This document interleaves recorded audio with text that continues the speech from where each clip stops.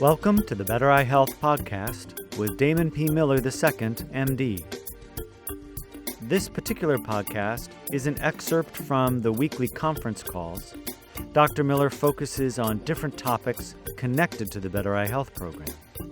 The topic of this session is how to measure the improvements in your vision. Here is Dr. Miller.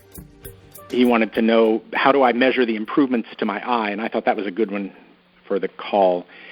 We talk about this. Some of these things we'll circle back to, over the months we may come back to some of these questions again. But the most basic thing I recommend for people, and this is a good thing for everyone to do, is do a bit of an inventory of what you can see and what you can't see. So write down on a piece of paper, can you read the cereal box? Can you read the label in your underwear, or the label on the bottle of shampoo, or a headline in the paper, or the address on the house across the street, or the license plate in the car in the street in front of your house? Can you read the street signs? Can you see the television? Can you read big print but not small print? So just do a little, literally take a piece of paper, write down the things that you can see and the things you can't see, put it in a drawer, and in a month or two take it out and see if anything has changed. And that's one of the best ways I know to use the things around you, the things that are in your everyday life, and help you measure, are you seeing improvements? I have people that,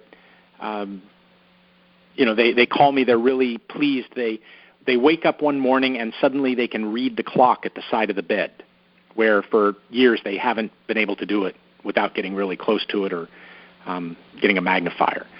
I had one man who I really loved this story. He worked in a big box store. And when he first started the program, he'd come in the morning, and there were 30 aisles in this store, and there was a big number in front of each aisle, and it just kind of stretched off into the distance from 1 to 30. And when he first started the program, he could barely see the number 3. But after a few months, he could see all the way down to 16, and a few months after that, he could see 23, and eventually he saw all the way down to 30. So it not just was telling him that his eyes were getting a little better, but it did a lot to motivate him to keep going. Sometimes this program can feel a bit difficult. It does demand that you spend some time. And so if you have something you can measure that really is telling you that, yes, this is making a difference, it's huge in terms of motivating you. Tune in for more podcasts and other presentations. Go to www.bettereyehealth.com. There is hope for sight.